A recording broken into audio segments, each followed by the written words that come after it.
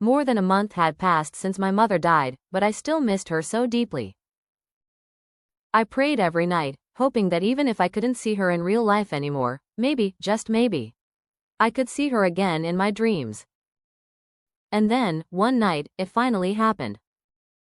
In my dream, we were in our old house, not the house we live in now, but the one from my childhood, where we all grew up together.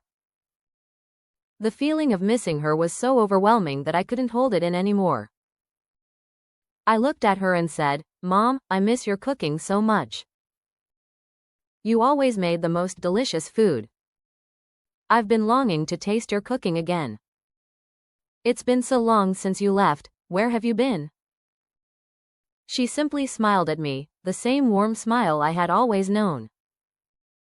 Then she said, "All right, today, you'll taste all of it again." My heart felt full. But after that, she told me she had to leave. I quickly asked, "Where are you going?" "I'm coming with you." She looked at me gently and said, "No, you can't come there, it's very far." But I insisted. Even though she didn't want me to follow, I walked beside her anyway. We walked down a long road. There were no people. No houses. No cars.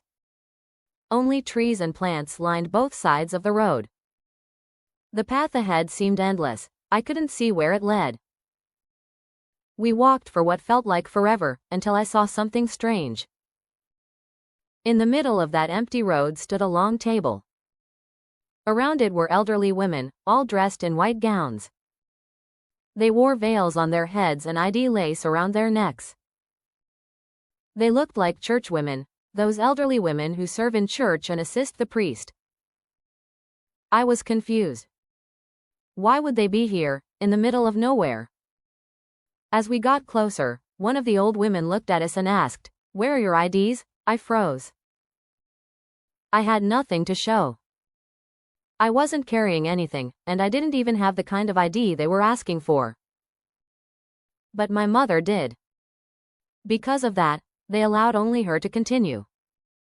I looked at my mother and asked, "Mom, where did you get that ID? How can I get one too?" She just smiled at me again and softly said, "Someday, you'll have one too." Then she said goodbye. She told me it was time for me to go back. And then, I suddenly woke up. When I opened my eyes, my chest felt heavy, and I realized I was crying.